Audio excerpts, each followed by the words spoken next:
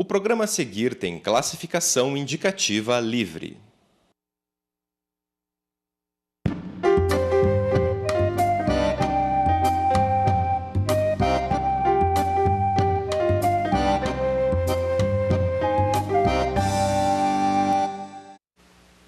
Olá, estamos com você no programa América Latina Viva. América Latina Viva é um programa de entrevistas da Casa Latino-Americana em parceria com a TV da Universidade Federal do Paraná. No dia de hoje estaremos abordando um tema relativamente amplo, mas importante, que é sociedade e política na América Latina, com o nosso convidado especial, o engenheiro e sindicalista Antônio Goulart. Goulart, é uma satisfação recebê-lo no programa América Latina Viva, você que nasceu lá no Pampa Gaúcho, né, e depois teve a sua infância lá no interior do estado, na década de 50, e depois você se graduou em engenharia elétrica e veio para o Paraná, né, onde realmente você se graduou nessa profissão. E gostaria, além de saudá-lo, evidentemente, de ouvi-lo a respeito dessa sua formação, né, muito importante, num período também importante para o Brasil e para o Sul, né?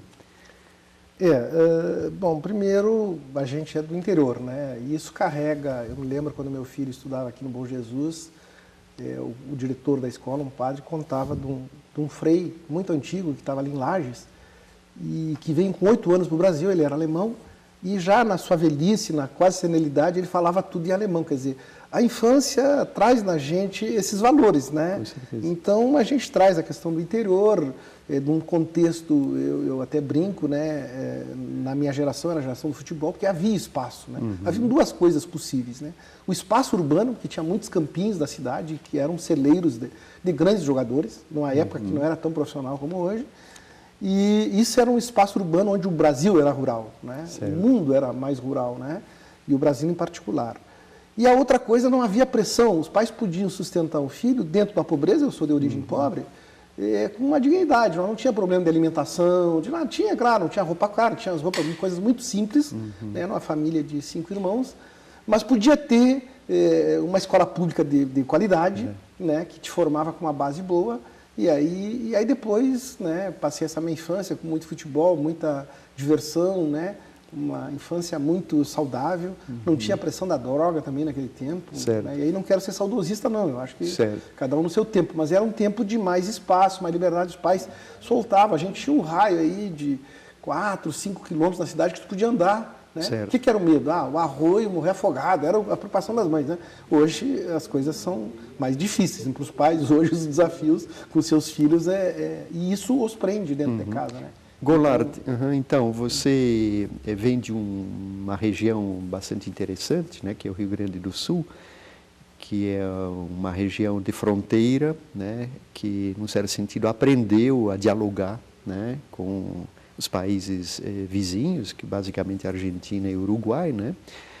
Mas você vem também de um período em que ocorrem profundas transformações, né, no Rio Grande do Sul, que é o processo da modernização agrícola, inclusive, né, e as levas migratórias, né, mas também com políticas sociais interessantes naquela época. Eu lembro que um dos lemas, né, do Brizola era justamente a educação que pontuou a sua carreira política, né? O Brizola era uma pessoa que acreditava muito na educação como um processo de resgate social. O que foi você enfrentar todo esse processo e depois vir para o Paraná nesse contexto? Esse período, assim, na verdade, eu sou um pouquinho mais novo, né? Então eu via... Era muito marcante a gente ver no meio do campo aquela escolinha amarela. Isso eu tenho né, a gente viajando pelo interior do município, um município muito grande, de latifundiária. Aliás, Bagé são duas coisas. Fronteira com o Uruguai, na fronteira mesmo com o Uruguai, grandes latifúndios naquela época. Eu digo que foi feita uma reforma agrária em família, para os ricos casaram com os ricos e se dividiram as terras. Ainda são grandes, né? E muitos exércitos, né? Porque era a região, vamos lembrar, era a região de conflito com a Argentina, principalmente com a Argentina e o Uruguai ali, então uma região muito militarizada. O Rio Grande do Sul sempre foi militarizado, né? E que dá um traço no gaúcho, que Deus da briga de espanhóis e portugueses, sempre a ponta de lança da divisão de território foi pelo Rio Grande do Sul, que dá todo um traço, né?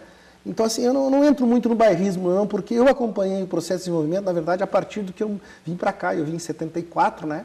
Curitiba tinha pouco mais de 600 mil habitantes, então hoje tem 2 milhões quase, né? Então eu vi a transformação do Estado, né? E muito mais, porque aí eu comecei a estudar engenharia aqui, eu ia ser petroleiro, eu ia para a Bacia de Campos, eu passei no concurso da Petrobras, dificílimo já naquela época, não tão difícil como hoje. Hoje é muito mais a concorrência.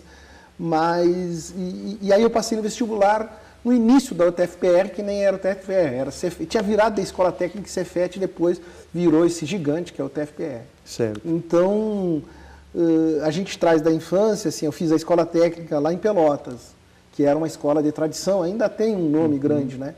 E também vi outra transformação lá, que Pelotas era a segunda cidade do estado, um polo industrial com centenas e centenas de fábricas e afundou. Né, migraram tudo para a região dos imigrantes de Caxias e a metade sul do Rio Grande do Sul entrou num declínio profundo, muito por conta da questão cultural do latifúndio. Né? Certo. E o Paraná, eu vi a evolução do Paraná, principalmente porque eu sou do setor de energia, né? Sim. E quando eu comecei no setor de energia elétrica, devia ter no Brasil algo como 10, 15 mil megawatts instalados. Hoje nós temos 120 mil megawatts, para atender a demanda do povo, e não só para atender a demanda do povo, atender a demanda principalmente dos capitais. Né? Certo. Então, mais ou menos assim, eu vi, na minha trajetória, eu vi um pouco do Rio Grande do Sul, mas muito do Paraná, e como sindicalista, com tudo, claro, a gente tem uma visão muito de América Latina, aí é muito da pessoa, né? Certo. Eu pulso o tema da América Latina, nós vamos e acho que depois a gente nós vamos abordar esse tema mais adiante. De detalhar. Isso, eu gostaria que você desse o seu testemunho também nesse período dos anos 70, né, que é o período da sua formação, o período, entre aspas, do milagre econômico brasileiro, da tecnocracia, da ditadura, etc., né? Momentos difíceis, né, que o Brasil passou, de um certo crescimento agigantado, mas depois veio a crise, né? O que significava você fazer a opção naquele momento pela área das engenharias ou da engenharia, justamente nesta questão de uma matriz energética, né? Que é, digamos, a energia hidráulica, né? Enfim, as barragens, essa matriz que é muito forte no Brasil e que está desafiando hoje, né? Na região de fronteira, inclusive conflitos com populações tradicionais, os indígenas, mas naquele momento, o que significava isso para você e para o país? Na verdade, naquele momento, há uma similaridade com hoje, né? Assim, havia um crescimento econômico, né? Vinha da ditadura militar, eu sou um pouquinho posterior, mas eu peguei o fim desse processo, né? Certo. Porque eu estava, naquela época, eu vinha do ginásio industrial, tinha ginásio industrial, escola técnica, eu vim de uma carreira muito tecnicista, né? Então, no auge da ditadura, eu estava no ginásio, no tempo do ginásio, que é o fundamental hoje, sim, mais, né? Sim, sim. Era o básico, e depois o ginásio, e depois eu entrava no científico, ou na escola técnica. Então, no tempo que eu estava no ginásio, era o auge, era 68. Havia um farto financiamento internacional, e o Brasil se atracou ali, né? Fez uma dívida colossal e fez as grandes obras, Ponte Rio-Niterói, Transamazônica, Itaipu é um pouquinho depois até, mas pega 74, pega um pouquinho depois. E havia um pleno emprego, né? E aí a gente se direcionava muito, queria se colocar como hoje. A juventude hoje, de novo, está precisando de engenheiros, né? Tem uma demanda, né? Algumas engenharias, inclusive a carência, como a questão naval, por exemplo, né? Um polo naval, a partir do petróleo, enfim, está todo um desenvolvimento da área tecnológica. Estão procurando os estudantes e há um amplo programa de governo com a Universidade Sem Fronteira que está mandando gente para fora. Enfim, há todo um caldo hoje, né? E eu vim daquele período também entrando nas engenharias, né? Mas aí veio a crise do petróleo, de 73, que fez o barril explodir e fez a dívida brasileira explodir. Certo. E no primeiro momento não se sentiu isso, mas em 79, quando a segunda crise do petróleo veio, aí sim. Aí foi uma crise fenomenal, né? Aí parou-se as grandes obras no Brasil e começou o serviço da dívida. Depois nós vamos viver a década de 80, 90, chamadas décadas perdidas, né? Certo. Que não teve crescimento nenhuma obra. As obras que tinha, que eu me lembro, que eu sou muito ligado à engenharia, eram umas pequenas, as obras de aeroporto, algumas, mas nada comparado com as grandes obras do milagre econômico, né? Fazendo um paralelo, Goulart, daquele período, claro que nós vamos mudando com a realidade e a gente vai ficando mais maduro, etc., né? e, consequentemente, as regras ou as réguas para você medir essas percepções também vão mudando, né? Mas, enfim, é nítido também percepções diferenciadas entre um momento e outro. Eu gostaria que você nos contasse um pouco daquele então, lá do período da tua formação e hoje, já que estamos tratando da questão da política e da sociedade no Brasil e na América Latina, que elementos diferenciadores você nota hoje? Será que a sociedade brasileira, latino-americana, é mais participativa nos processos de tomadas de decisão? Hoje, nitidamente, é a parte do mundo que se respira um mar de diferença, ainda que limitado, né? Digo assim, é na América Latina, hoje, que estão os processos mais avançados, né? Com todos os seus limites, com todas as suas diferenças, né? Basicamente, dá para dividir a América Latina em 3 grandes blocos, né? O bloco que, por acaso, hoje forma tão elogiada a Aliança do Pacífico, que é México, Colômbia, Chile, Peru também, que são nitidamente alinhados com os Estados Unidos numa política de abertura e estão gerando mais negócio, mas os países vivem uma guerra civil interna. O Chile está na rua, os estudantes, as reformas feitas lá na ditadura do Pinochet introduziu a privatização da saúde, enfim, do país inteiro, mas no setor de saúde e educação não tem possibilidade para a juventude. Né? O México vive uma guerra civil com milhares e milhares de mortos anualmente, né? Que o narcotráfico usa deliberadamente para limpar áreas de interesse dos Estados Unidos. Hoje, o México é considerado um território americano, por extensão. É isso dito pelos mexicanos. Né? Então, a Colômbia vive o maior processo que tenta se fazer na Colômbia, é um processo de paz, porque a tal luta contra o narcotráfico nada era uma ocupação da Colômbia era o braço dos Estados Unidos na América Latina. Né? Então, agora, os processos intermediários, está o Brasil, que é a principal economia, né, que tem um processo em algumas coisas boas, em outras não tão boas, porque o capitalismo aqui é muito profundo e amarrado, né? Nós estamos aqui discutindo isso, é possível numa imprensa destas. Na imprensa grande mídia não é possível esse debate. Né? Então nós temos a Argentina vivendo essas contradições, muito complicado, o latifúndio bloqueando estradas e tal. Né? Há contradições, a Argentina, que nós que somos do Cone Sul, vimos uma Argentina próspera. Né? Isso eu percebo, a decadência da Argentina, o que foi. Me parece que até a Colômbia agora passou a Argentina na questão da produção econômica.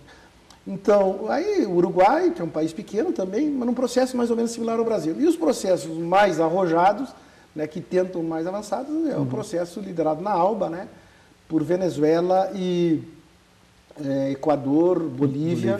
Né, e algum país ali, acho que é Nicarágua, na América Central. E Cuba, né? Né, e Cuba. Né, então, são os 3 blocos, né?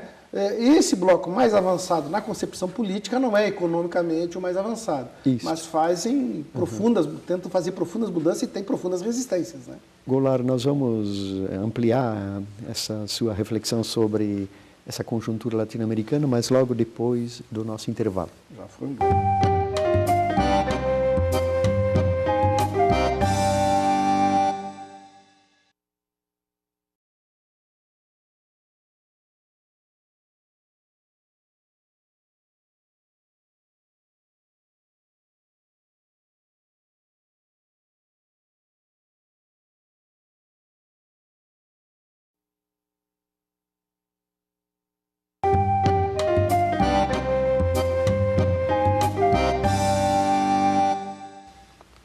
Estamos retornando com América Latina Viva.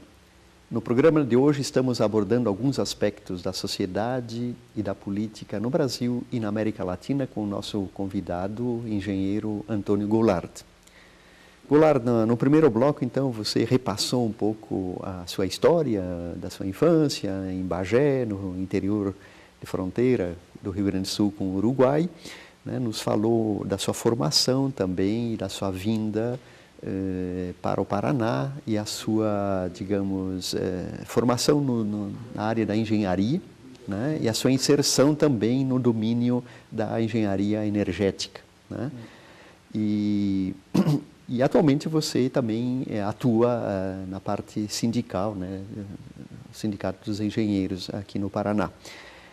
Nós terminamos o bloco anterior com algumas observações interessantes suas sobre a formação dos blocos econômicos, os alinhamentos atualmente existentes na América Latina, indicando basicamente os dois blocos hoje, possivelmente num conflito virtual ou possível de interesses, em função desses alinhamentos do Grupo do Pacífico, né, que compreende 4 países, que é o México, a Colômbia, o Peru e o Chile, né, formando um bloco talvez em dissidência ou em oposição aos outros grupos, né, principalmente a ALBA, né, que reúne então países e governos com nítida diferença ideológica e política e estratégica, né, que é a Venezuela, a Bolívia, o Equador, Nicarágua e Cuba, né? E como é que você vê nesse meio campo? Claro que o Brasil apoia, né, as ações da Unasul, do Mercosul, que já constitui também um bloco, né, que está se aproximando inclusive da ALBA. Eu gostaria que você nos trouxesse uma reflexão em relação a esse contexto hoje de possível conflito na região. Vamos lá, assim, a entrada da Venezuela no próprio Mercosul, na verdade, a Aliança do Pacífico teria mais a ver com o Mercosul porque está mais restrito a negócio no campo econômico, né? A ALBA tem uma pretensão muito mais ampla, que o conceito da ALBA é mais avançado que os próprios países da própria ALBA, entendeu? A conceituação da ALBA é diferenciada.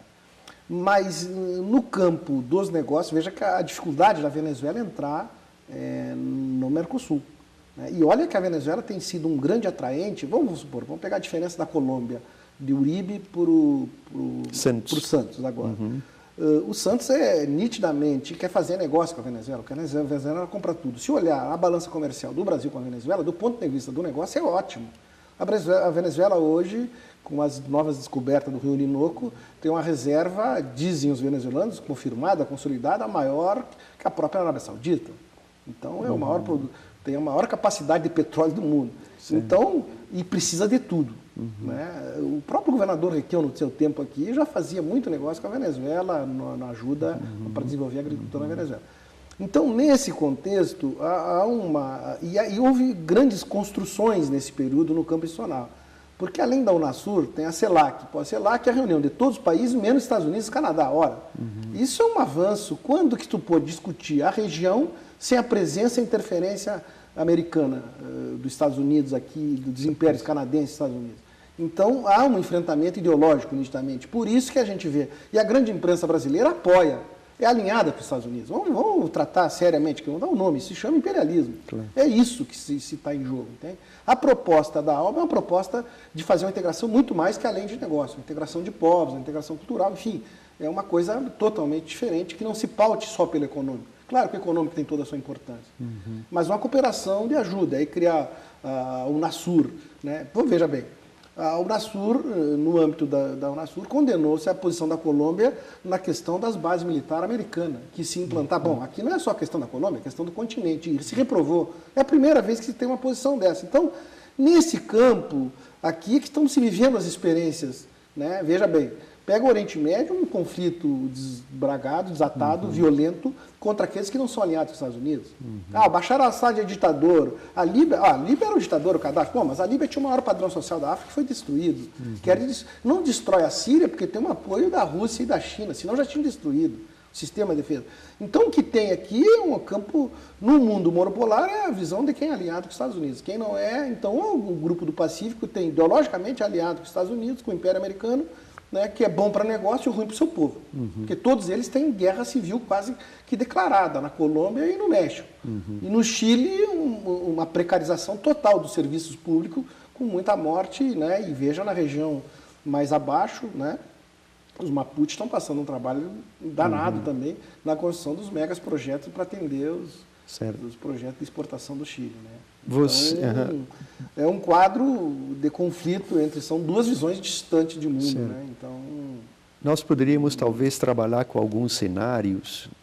Você, no primeiro bloco, enfatizou uma certa, digamos, capacidade da América Latina hoje se mover de uma maneira diferente de como fazia no período da Guerra Fria e uma subordinação completa aos desígnios dos países nórdicos, principalmente dos Estados Unidos, em termos geopolíticos e econômicos, inclusive.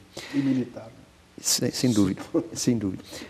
Como é que você percebe hoje, porque também se disputam espaços internos, né? E a gente sabe que o Brasil, num certo sentido, tem uma certa liderança regional, embora hoje esteja em disputa essa liderança também, não de uma maneira assintosa.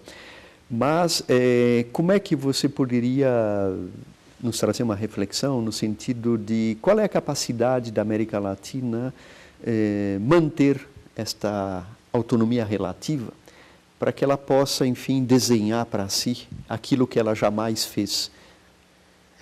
Primeiro, assim, temos que tratar a importância da América Latina a gente chama assim, na divisão internacional do trabalho. Que papel nós ocupamos no mundo, né? Então, assim, o papel importante da América Latina é que ela é a grande fornecedora, é a maior fornecedora de matérias-primas para os países centrais do capitalismo. Então, nós somos... Então, isso gera todo o interesse sobre esse continente aqui. Todo o interesse e uma interferência aqui, né? E eu acho que aqui se desenvolve um jogo muito sutil e hábil, tá? Quando o presidente Chaves era vivo, ele sintetizava mais isso, esse enfrentamento direto. Mas, de certa forma, o Lula e a Dilma menos, mas ainda assim, o sustentavam. Como sendo o principal país, disparado, o principal país do continente, né, da América Latina, não só do continente sul-americano, mas de toda a América, o Brasil ocupa uma posição. E também, territorialmente, pelas suas riquezas, tem uma posição. Então, assim, mas não faz um jogo tão declarado, mas um jogo complementar. Veja bem, quando teve o Caracaço, o golpe, o golpe na PDVSA, que é a Petrobras da Venezuela e tal, o Lula mandou navios de petróleo, mandou navio para lá, de combustíveis já refinado e tudo, entende? Então foi uma bela ajuda. A posição do Brasil não pode se dizer que ela é comunista, é isso. Não, é uma posição muito sutil, que atende os capitais. A burguesia brasileira está bem atendida. Na verdade, nós não fizemos um enfrentamento de classe. Claro. Os ricos têm ganhado dinheiro como água. O que se fez é abrir um pouquinho da torneirinha para os de baixo. Então, os programas sociais e programas profundos, que a gente também não pode minimizar.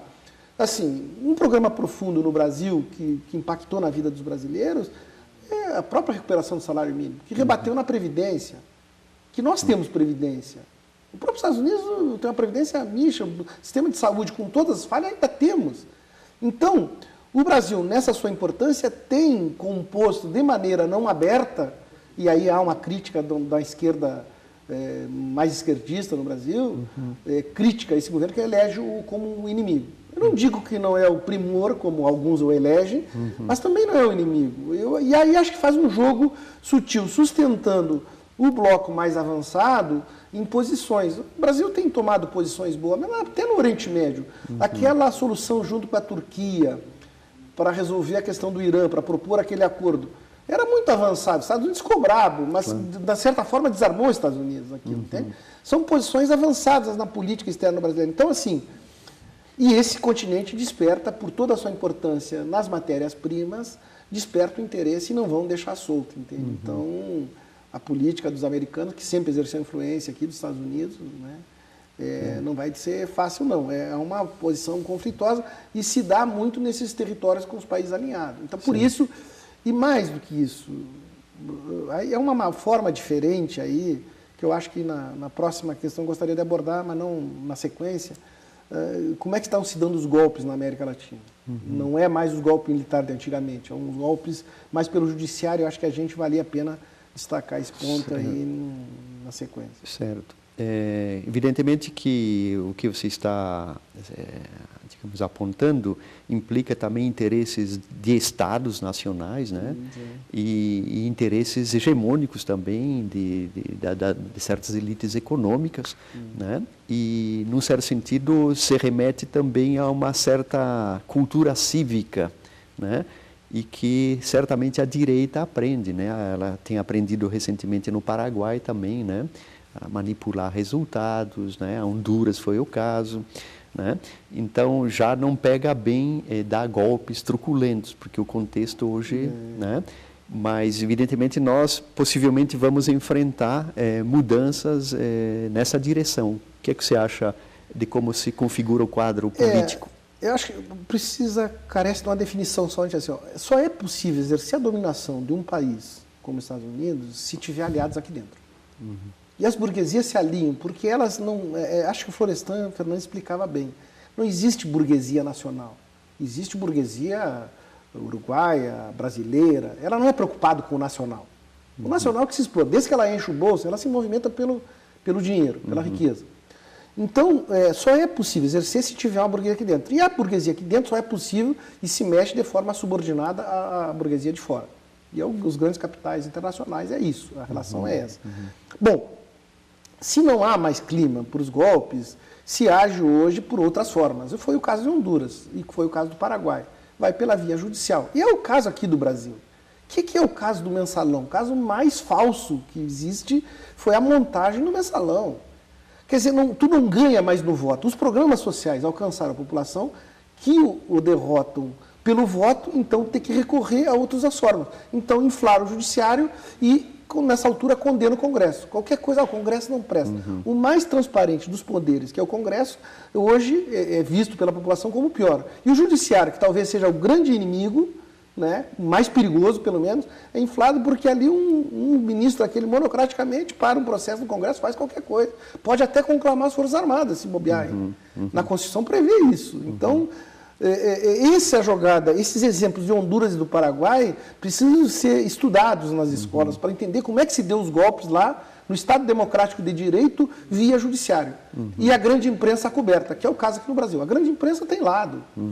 Ela é mais ou menos um debate, é outro debate. E outro debate, porque justamente essa questão da judicialização da política, né, é um capítulo bastante interessante. As apropriações políticas dos casos jurídicos, né, e dos conflitos, né, dessa ordem nos três poderes, né, eu acho que já é um tema... Sustentado na opinião pública pela grande imprensa que não consegue ganhar no voto mais, entende? O povo... E é na América Latina que se respira os ares novos, entende? Então... Ok, Goulart. Infelizmente o nosso tempo já está no fim, né? Isso aí dá pano para manga, como se diz, né? Mas é um debate interessante e acho que o país tem que enfrentar de uma maneira transparente, com equilíbrios de opinião, não apenas com algumas opiniões dominantes. Não é? Então, a América Latina Viva agradece, né, seus comentários, suas reflexões. E aqui está esse espaço aberto, né, de liberdade de pensamento, né? Eu acho que essa é uma das nossas características do nosso programa. Nós nos despedimos de você e esperamos novamente, né, sua presença no nosso programa na próxima semana. Até lá. Muito obrigado.